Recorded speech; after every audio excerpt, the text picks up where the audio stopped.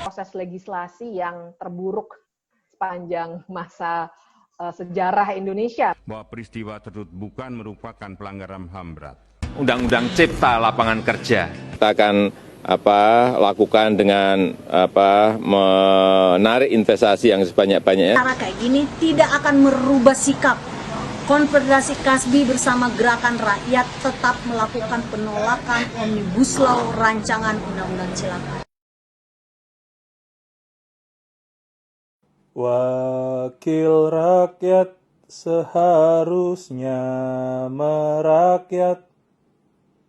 Jangan bangun buat bikin pusing rakyat. UU Cipta Kerja menjadi dagelan.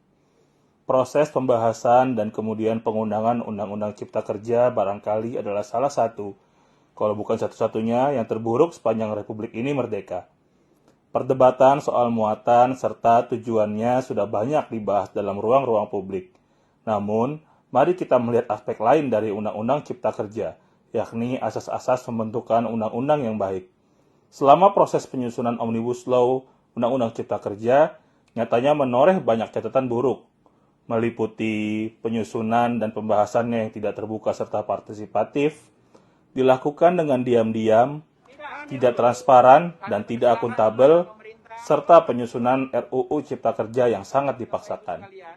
Penyimpangan aspek dasar tersebut justru diperparah dengan adanya instruksi dari Presiden Joko Widodo yang mengerahkan Polri, BIN, dan Jaksa Agung untuk mengawal rancangan Undang-Undang Cipta Kerja.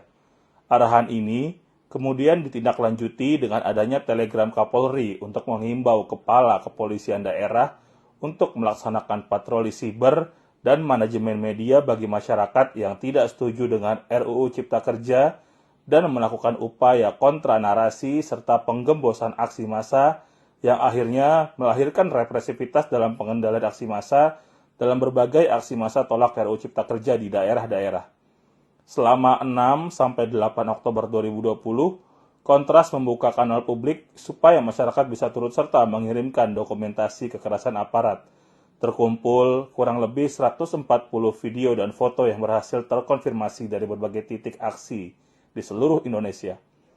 Alih-alih melakukan sosialisasi secara menyeluruh, terutama ke masyarakat terdampak RUU Cipta Kerja seperti buruh, petani, nelayan, dan sebagainya, pemerintah justru melibatkan beberapa influencer atau public figure dalam menggaungkan isu RUU Cipta Kerja. Langkah ini pun tetap tidak dibarengi dengan upaya sosialisasi ke masyarakat terdampak.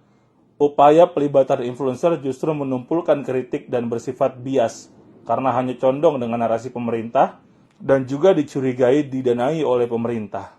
Pelibatan influencer hanya dijadikan sarana untuk memperoleh dukungan, bukan edukasi publik. Kalau saya melihatnya begini, proses ini menurut saya adalah proses legislasi yang terburuk sepanjang masa sejarah Indonesia, menurut saya ya. Karena kita bisa lihat, kalaupun substansi mau kita perdebatkan terus boleh, tapi kalau kita fokus pada proses, sangat buruk prosesnya, bahkan sampai pada saat-saat akhir begini kita masih menemukan kesalahan. Nah, kalau saya mau mengangkatnya bukan soal berdebat berapa halaman yang benar, pasal berapa yang salah, tapi kalau kita lihat dengan kacamata yang lebih luas, ini menandakan adanya